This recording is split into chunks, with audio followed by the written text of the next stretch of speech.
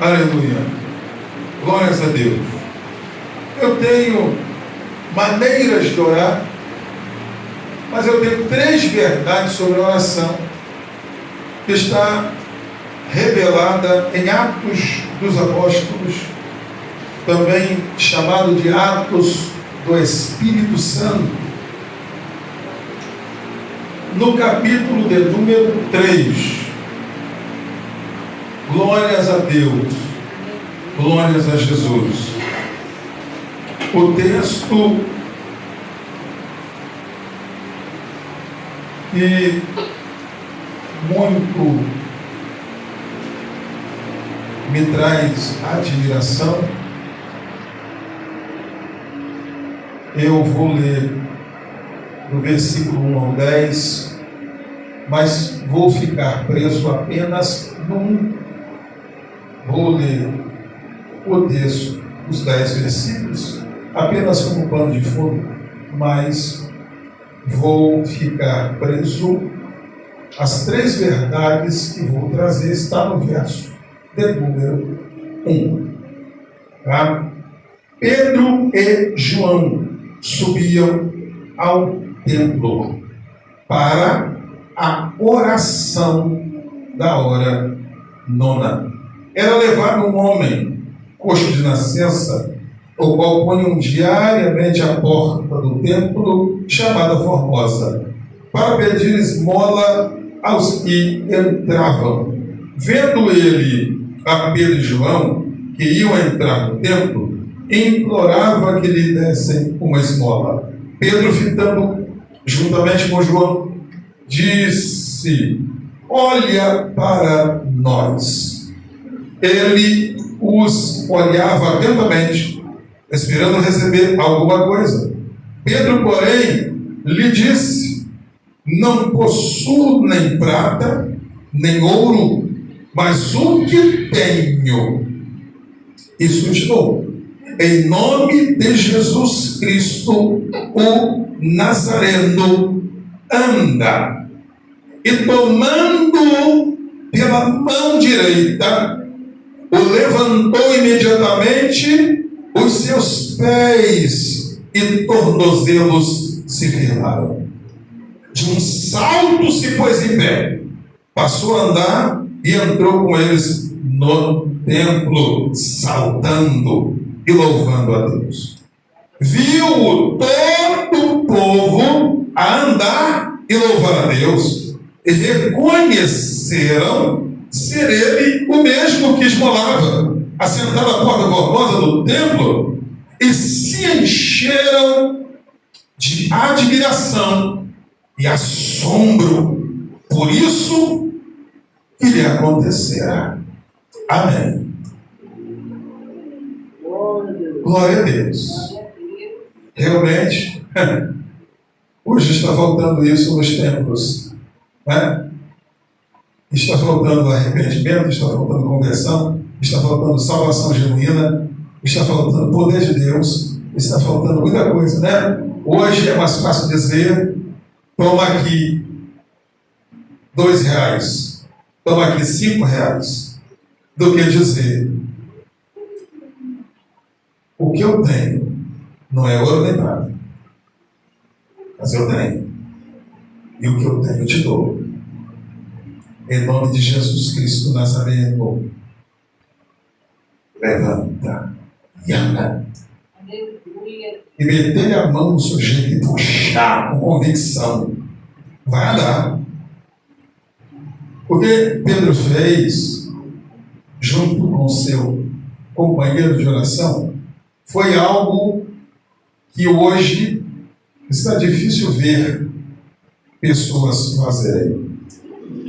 Me lembro quando estava no campo missionário, uma igreja que abrimos pela misericórdia de Deus, 2007, janeiro de 2007, nós abrimos esta igreja lá pertinho de Juiz de Fora, lá no interior, a menos de 10 quilômetros da fronteira.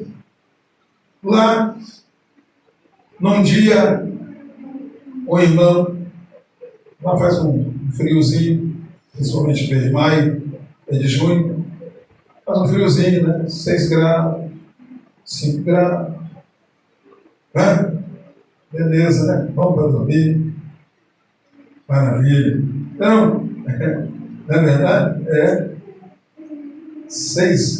Às 6 da noite, você já não vê nem carro, não vê nada na rua, você não vê nem as casas, nevoeiro já desceu já, não vê nada. Não tiver um farol bom, não vê nem o chão. Viu? Mas, nesse tempinho, fui à casa desse irmão e não sabia que ele era surdo. De um dos ouvidos, e ele estava sentindo algumas dores, e eu então coloquei a mão nos ouvidos dele. Quando eu coloquei a mão na cabeça dele, justamente nos ouvidos dele, e eu disse: em nome de Jesus Cristo, receba a saúde. O seu ouvido surdo se abriu na hora. Sem dinheiro, sem ouro, sem prata, mas o que eu tinha, isso eu lhe dei. Glória a Jesus. O que eu tinha? Unção. O que eu tinha? Poder de Deus. Essa passagem, irmãos, é uma passagem pregada por algumas pessoas, não muito hoje, né? Não tão veemente hoje, porque está faltando muita unção, está faltando oração, está faltando subir para o templo para orar, está faltando esse tipo de característica peculiar nos discípulos de Jesus, porque aprenderam com Jesus, porque Jesus passou um tempo, né, com os discípulos, cerca de 3 anos e meio, com os discípulos, ele passou ali ensinando os discípulos. Só que você vai ver, em toda a trajetória dessa escola teológica de Jesus com seus discípulos, essa escola de preparação, essa escola bíblica de obreiro, né? A primeira criada, não foi a CGADB, não foi nenhuma outra convenção que criou, mas foi Jesus. Jesus passou tempo. Por exemplo, Mateus capítulo 13, ele fala sobre a parábola do semeador. Depois que ele fala a parábola, ele fala sobre a parábola do joio e do trigo, ele fala sobre a parábola da semente, e assim ele vai falando. Algumas parábolas estão contidas nesse capítulo 13 de Mateus, mas depois, em depercido bom latim, em particular, ele chama os discípulos em particular, e ele então explica, ele dá explicação, ali, aula particular para os discípulos. A parábola foi falada para a multidão, mas a explicação em particular para os discípulos, o ensino particular. Por quê? Jesus estava fazendo discípulo, Jesus estava preparando aqueles que iriam suceder. Hoje, o que mais é complicado para os pastores é fazer alguém para ficar no seu lugar. Oh, coisa séria, porque estão achando que tem que passar, o negócio é monarquia, né? Tem que passar de pai para filho, essa idiotice, viu? É coisa de homem com a mente tacanha, com a mente pequena. Homens pequenos pensam de forma pequena. Jesus não ficou ali preso a isso. Tanto que se Jesus estivesse preso a isso, a esse sentimento, a esse pensamento, ele iria casar. Não é verdade? Ele ia ir, e o casamento seria um casamento glorioso, um casamento bacana. Ele ia fazer logo 12 filhos, não é? E é verdade, um judeu mesmo ali, estilo pai Jacó. Ele ia fazer logo 12 filhos e pegar logo o primogênito e dizer: você vai assumir, você vai ser o pastor, o primeiro pastor da igreja, vai ser você. Não, mas ele não fez isso. Ele pega homens escangalhados, homens de várias espécies, inclusive o Judas Iscariotes, que ele sabia, e ele mesmo disse que um dos seus discípulos era do diabo. Ele sabia que se referindo a Judas. Então, veja bem, mas mesmo assim, alguém vai pensar, ele só descobriu depois. Não, ele sabia quando ele escolheu. Ele sabia quando separou, ele sabia que era ladrão, aquele infeliz que gostava de dinheiro, mas ele deu a tesouraria para ele. Ele tinha bolsa. É só ler, é só você pesquisar, é só você ver que Jesus, mesmo sabendo da falha de caráter, investiu num homem desqualificado moralmente, mas na tentativa de mudá-lo. Deus investiu em mim por quê? Porque Ele queria me mudar. Deus investiu em você porque sempre que Deus investe em alguém é para mudar esse alguém. Aleluia! Glórias a Deus! E esta noite Ele está falando com você e 3 verdades eu tenho sobre a oração para você. Primeira é que a primeira verdade que eu quero te trazer é que Pedro e João. Olha o texto. Pedro e João. O que é e o que representa esta letra E que está entre os 2 nomes próprios, Pedro e João. Esse E liga, é uma conjunção. Conjunção é aquilo que liga uma coisa a outra. Então está dizendo, Pedro e João subiam para o templo. Para quê? Orar. Como é bom ter alguém para somar contigo na hora da oração. Primeira verdade que eu trago é que oração sem unidade não presta. Oração sem parceria. Viu? Aí você vai ver lá em Mateus capítulo 26. Jesus foi para o Getsemane, levou os discípulos. Olha a oração com parceria. Quer ver outra situação de parceria? Atos capítulo 16, Paulo e Silas na prisão,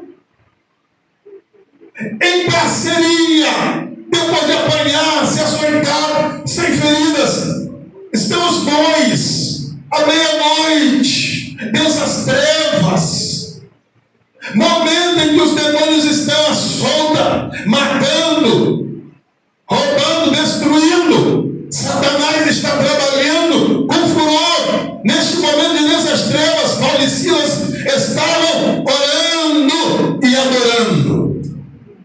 Orando e adorando. Aleluia. Pedro e João foram para o templo porque estavam no mesmo propósito. Porque eram parceiros de oração. Um de temperamento explosivo, junto com o outro com temperamento melancólico. Olha que coisa boa é quando você se junta a alguém totalmente diferente de você, mas com o mesmo propósito que você. Pedro, explosivo, precipitado, agitado. João, sensível,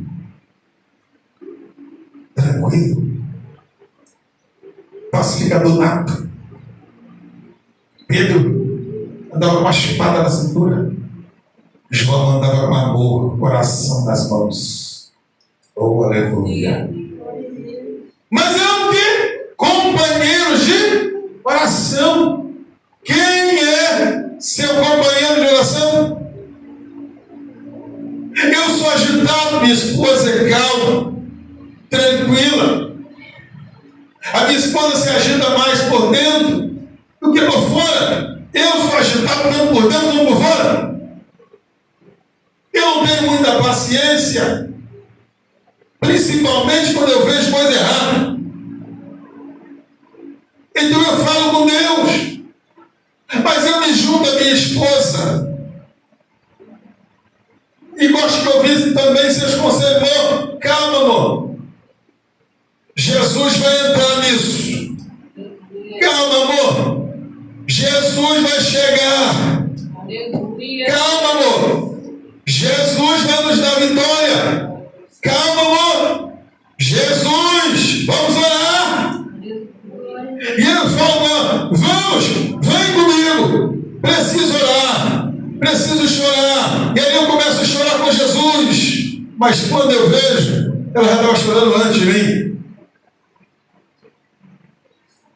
E às vezes eu estou ali, aborrecido, falando: Deus, até quando?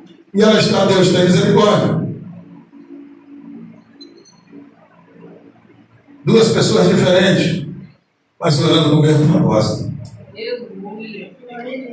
Nós não precisamos orar iguais, porque isso aqui não é reza, não.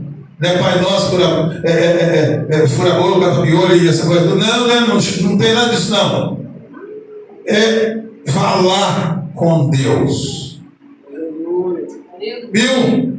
E aí você vai encontrar Paulo e Silas, companheiros de oração, em Atos 16, 25. Os dois oravam juntos. Você vai ver Daniel e seus 3 companheiros em Daniel 2, 17 a 23, orando juntos na Babilônia, suplicando a interpretação do sonho do rei. Você vai ver Pedro, Tiago e João como parceiro de oração em Lucas 9, 28, Mateus 26, 37. Você vai ver Jesus com eles. É importante que tenhamos parceiros e companheiros de oração. Tem gente que tem tanto amigo, entre aspas, no Facebook, no Instagram, no Telegram, no LinkedIn, no WhatsApp, no YouTube. Mas será que essas pessoas, se você chamar para orar, quantos vão responder? Olha que coisa infeliz é isso. Se você postar foto de pessoas morrendo nessa favela, no troca-troca de tiro, e essa coisa toda, você vai ver milhares de pessoas assistindo aquilo e repassando aquilo para outros milhares. Mas, se você colocar lá, vamos orar, chega junto, vamos clamar a Deus, vamos pedir a Deus para parar esse demônio de violência. Meu Deus do céu, as pessoas vão dizer: é final desse tempo, acomodado. Então, amém. Fique acomodado, que você vai continuar acomodado. No dia do arrebatamento, não vai subir, não. O orar sem cessar, de 1 Tessalonicenses 5,17, persevera. O orar em todo tempo, ou toda oração e súplica, de Efésios 6,18, continua prevalecendo, glória a Deus. Aleluia. Perseverar na oração, de Romanos 12, continua. E é bom quando temos parceiros de oração. Eu acho interessante quando o pastor Jadiel, meu pai, Jadiel Cunha de Oliveira, quando ele vai viajar para pregar a palavra, ministrar cura de vida, profetizar sobre vidas, ele sempre pede a oração dos santos, e ele diz: estarei viajando para o Equador, estarei viajando para Nova York, estarei viajando, orem, me ajudem, intercedem por mim. Isso é ser espiritual. Isso é saber que dependemos de Deus. Isso é saber que precisamos de Deus. Isso é saber que precisamos da ajuda do Espírito Santo. E sem o Espírito Santo não dá. Sem o Espírito Santo ninguém consegue nem orar como convém. Romanos 8, 26. Lá a Bíblia diz: ele intercede por nós. Aleluia. Glória. Glória a Deus. Segunda verdade que eu encontro nesse versículo: Pedro e João não estavam indo para outro lugar, senão para o templo. Valorize o templo, porque o templo é um lugar próprio, não para dançar. As pessoas não gostam de coreografia? Não. Embora tem mas não chega nem meia dúzia que eu assisti, viu? Que eram, vamos dizer, que dava para destacar, tá, do contexto geral. Tá bom? Outra coisa, casa de Deus não é lugar de dançar. Não tem dança no poder. Isso tudo aí é palhaçada que homem criou. Não tem nada de dançar no espírito. Tem isso não. Aleluia. Pastor, o senhor vai dançar? Sim, porque sou de raiz africana. Não é porque eu estou dançando no espírito, não. Tem nada disso, não. Oh, glória! Aleluia. Miriam dançou, e até eu dançaria. Eu ia passar naquele mar aberto, a pé enxuto, virando cambalhota, e dizendo: só o Senhor Deus mesmo. Agora, vai dizer e vai tirar respaldo para dançar na igreja, dizendo: estou dançando que Miriam dançou, estou dançando que Davi, quando veio da guerra, venceu a guerra. Ele vem, e quando ele entra na cidade, e o povo está cantando, Saúl venceu milhares, mas Davi 10 milhares, e ele então começa a dançar. Qual foi o resultado da dança de Davi?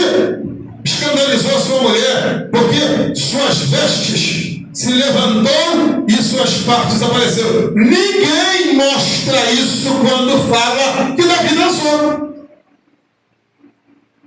Eu nunca vi Paulo, em 1 Coríntios 14, 26, dizer que quando a gente se reúne, a gente vem dança. Aleluia. Eita glória! Eu sei que é difícil agora, né? É difícil engasgar, entrar na hora. Pedro e João foram para um lugar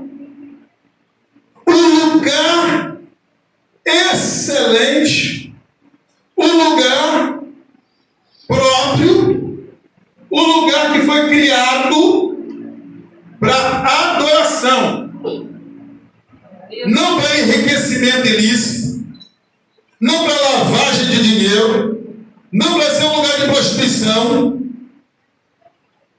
Não é para isso, como nós estamos vendo aí, tantos escândalos acontecendo, relacionado ao lugar que Deus criou.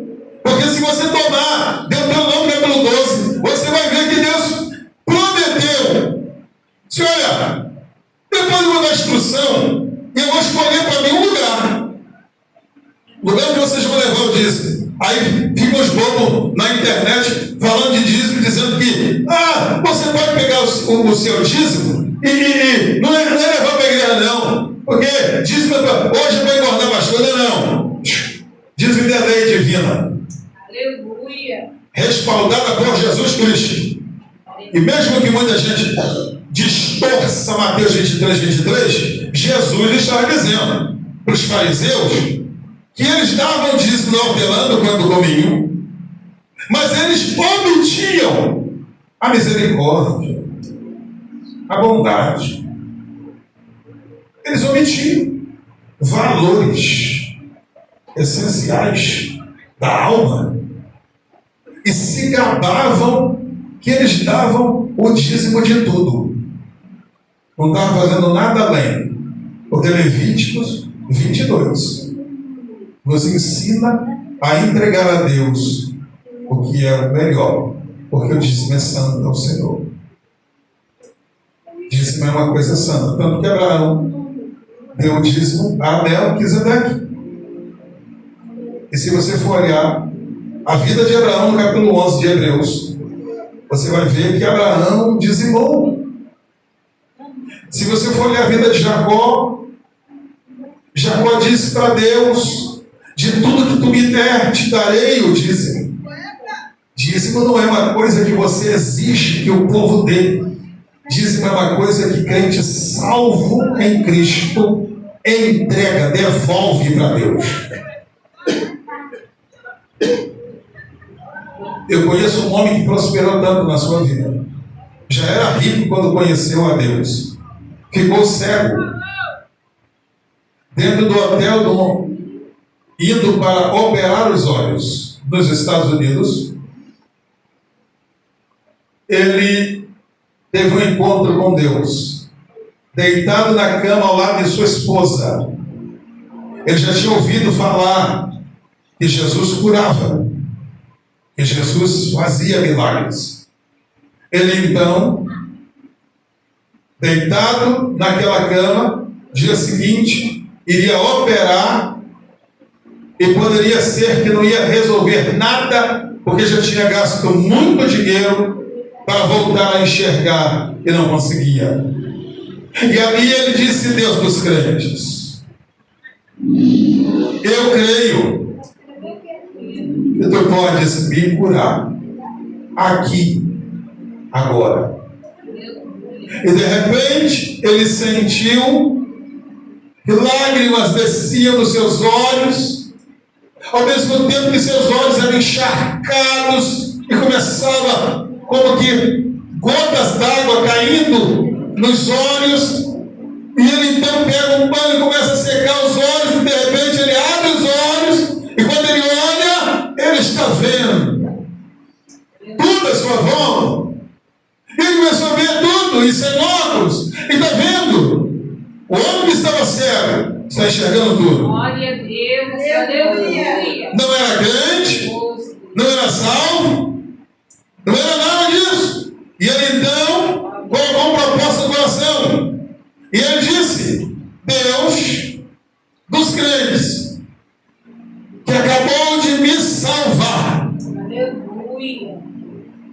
de tudo que tu me deres, eu te darei o dízimo. E quanto mais tu me deres, mais te darei. Irmãos, a sua empresa, que já era grande, começou a aumentar mais ainda. Ele começou com 10% de tudo que Deus dava a ele. Imagina.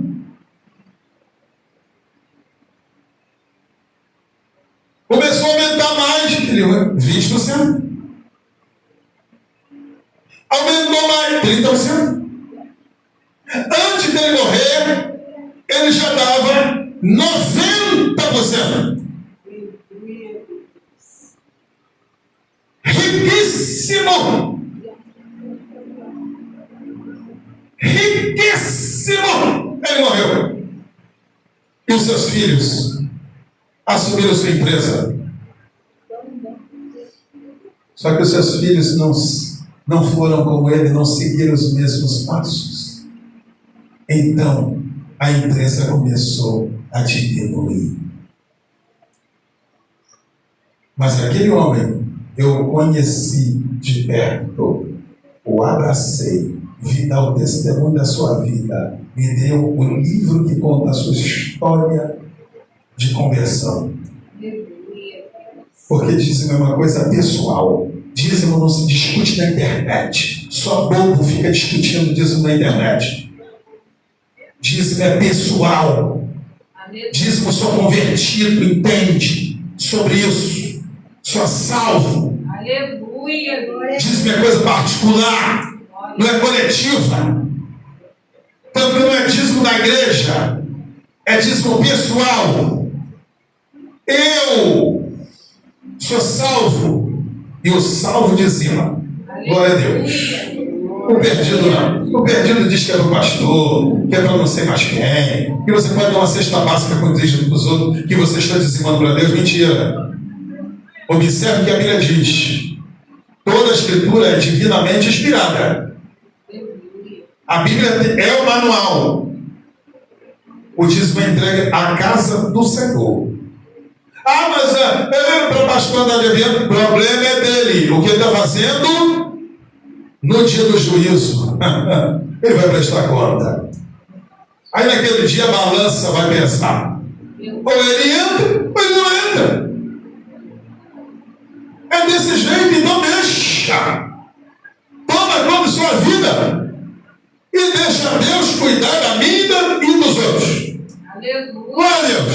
Porque eu sou dizimista desde os 10 anos de idade.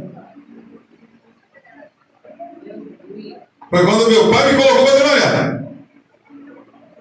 Presente de aniversário. A ganhar um cruzeiro, uma nota desse tamanho assim, verde, igual uma folha de abacate. E ele disse para mim: olha só, você vai tirar o dízimo, o dinheiro da passagem, uma merrequinha, e a metade é meu.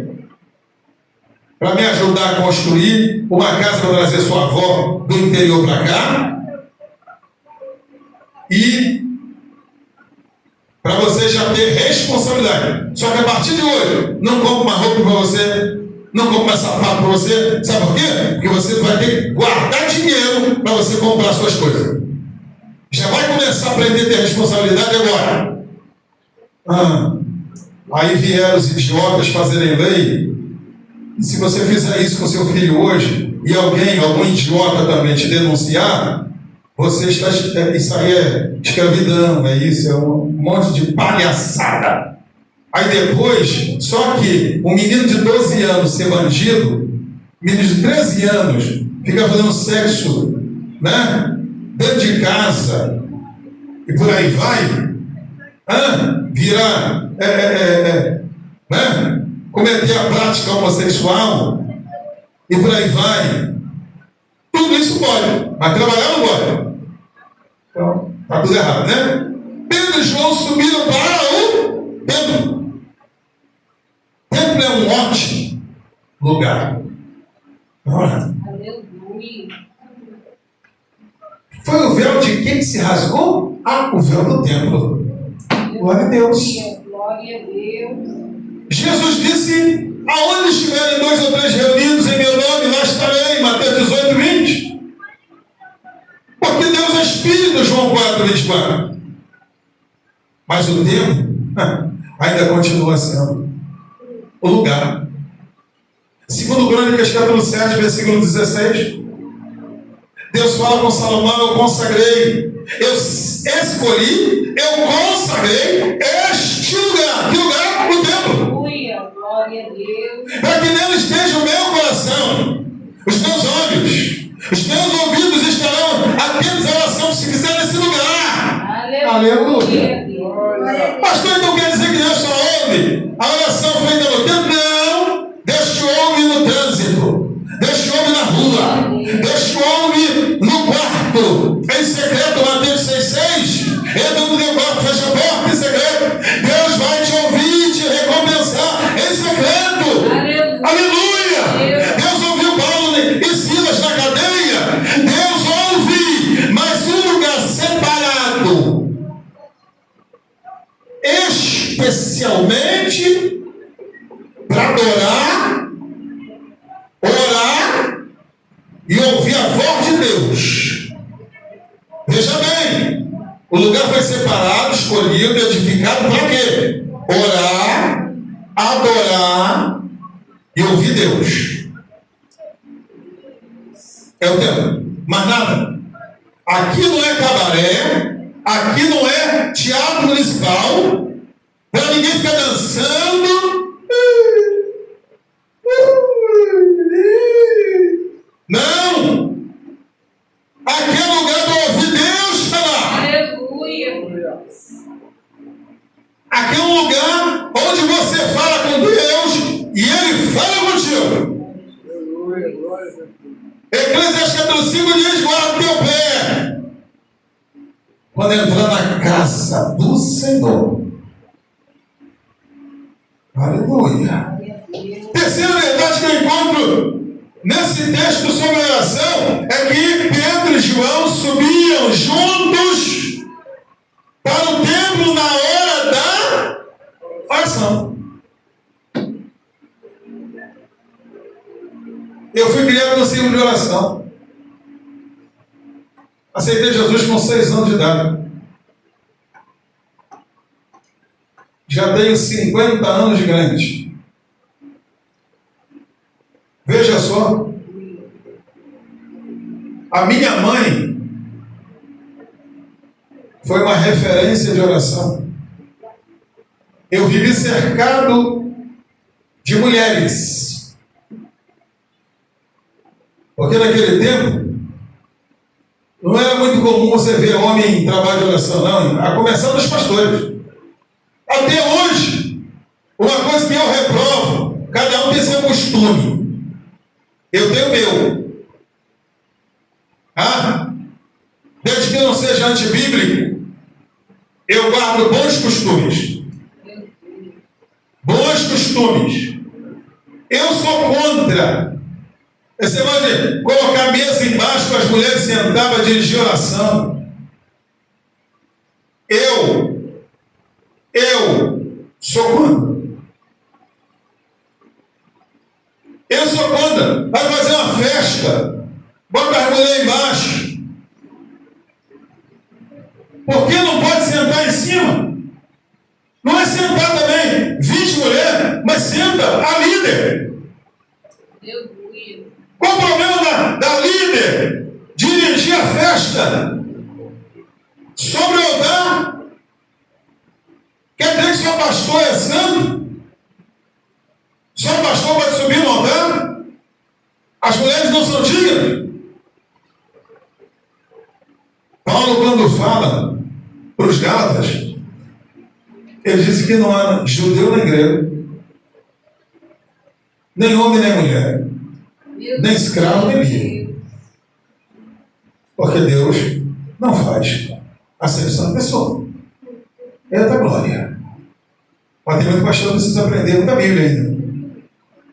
Em pleno século XXI, ainda tem isso. Esse tipo de discriminação. Certa feita aí, não tem muito tempo, eu vi um pastor de uma grande igreja dizendo: no meu púlpito mulher não sobe. Eu olhei assim, ué, nem é dele.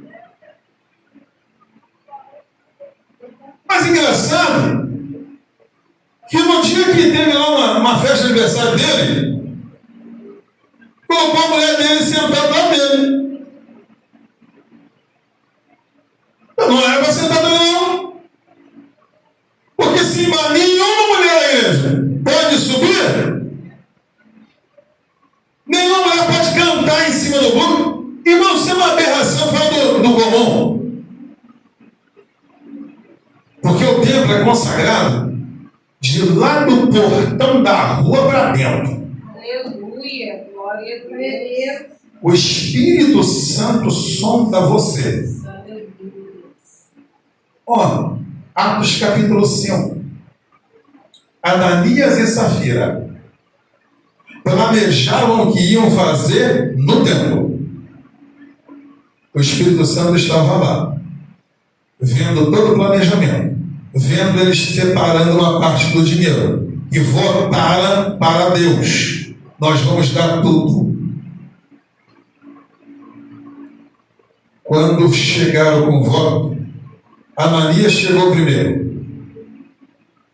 Quando ele foi colocar o voto, o dinheiro, aos pés de Pedro, Pedro virou para ele e disse: foi isso aí que você, foi por essa quantia aí que você vendeu a propriedade?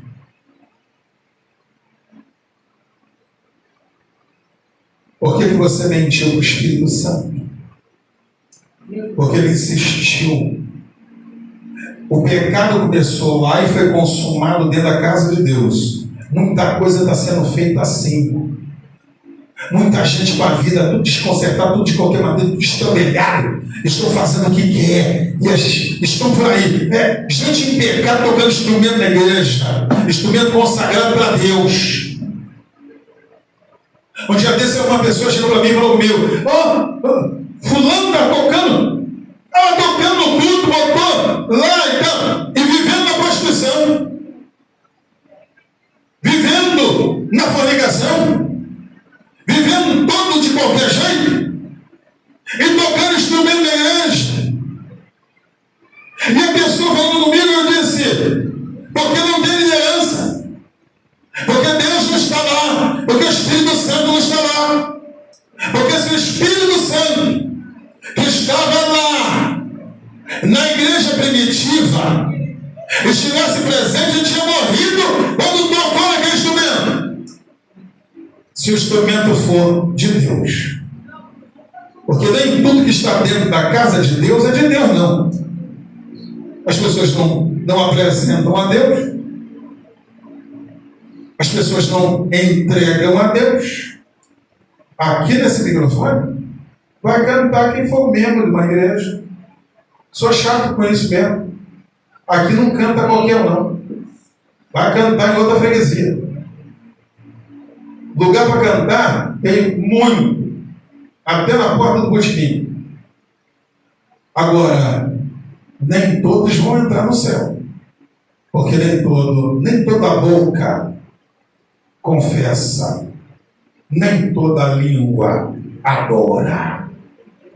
Glória a Jesus. Aleluia. Pedro e João subiam para orar. Se fosse hoje, talvez, quem sabe, hein? Eu não estou falando de Pedro, não.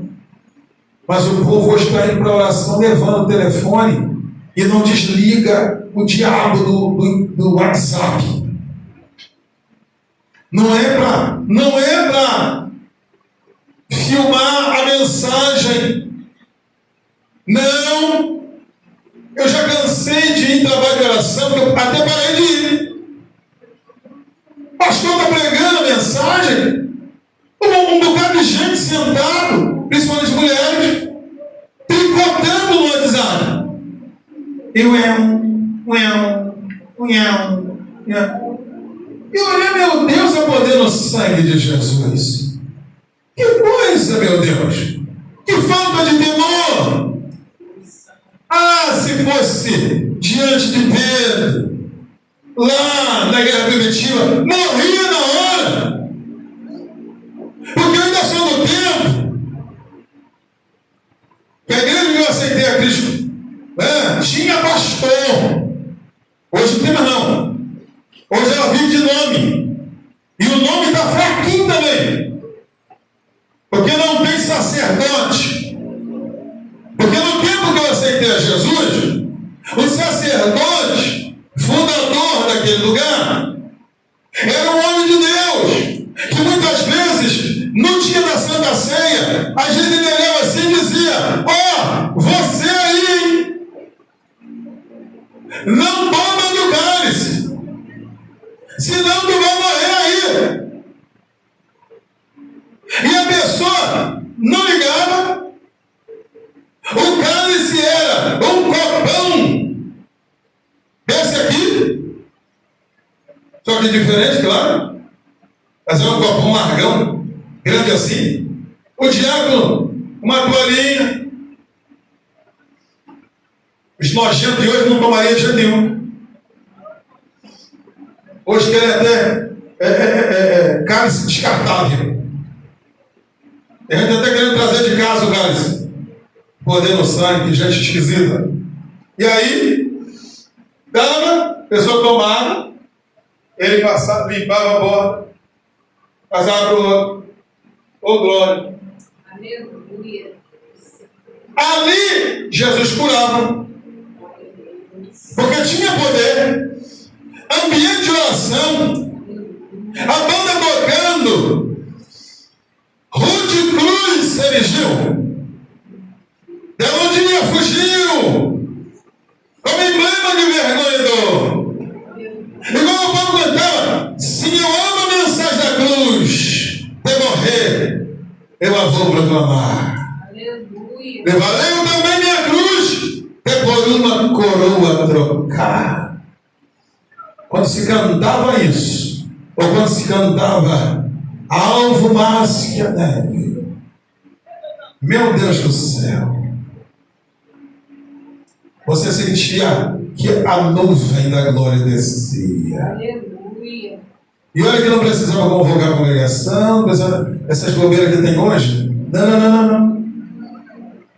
Não precisava não. O povo obedecia, o povo ia. Tinha gente que saía lá de Sepetiba para ir de trem. Tinha gente que saía de Santa Cruz, de Japeri, Paracambi, ia tudo de trem.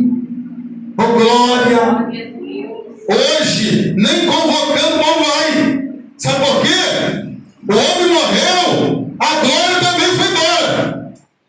Ezequiel capítulo 10, Ezequiel está vendo uma visão que a glória do Senhor saía do templo e ia embora pela porta lá para cima do lance.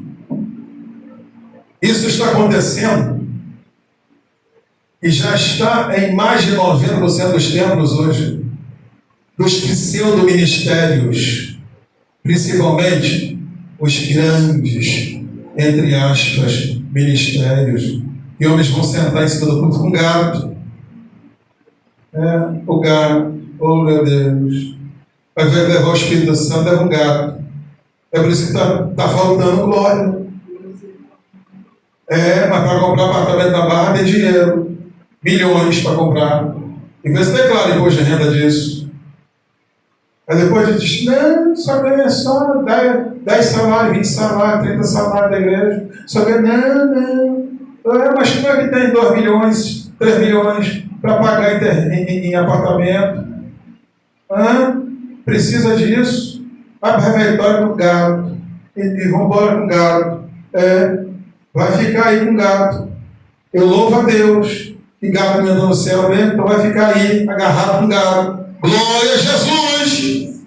Vai entrar no céu é ovelha. Aleluia. Gato, boi, cavalo, vai ficar tudo aí. Glória a Jesus! Glória a Deus! Pedro e João subiu para o templo na hora da oração. Eu participei dos maiores círculos de oração que eu conheci. Até que as líderes, mulheres de oração que oravam 5 anos de oração. Eu fui forjado num trabalho de oração, liderado por Nadir Mazin Valentim. Começava às 9 da manhã em jejum, terminava 6, 7 da noite. Em jejum. Aleluia. E Deus, olha, trabalhando. Se orava, no mínimo, 4 a 5 horas de joelho. Hoje, os trabalhos não são de oração. Quem enche a igreja, chama alguém para cantar. E tem que pagar para cantar. Não pago nem a passagem. Quer vir, vem. É por isso que eu não convido. Quer vir, vem. E aqui eu só convido crente para mim.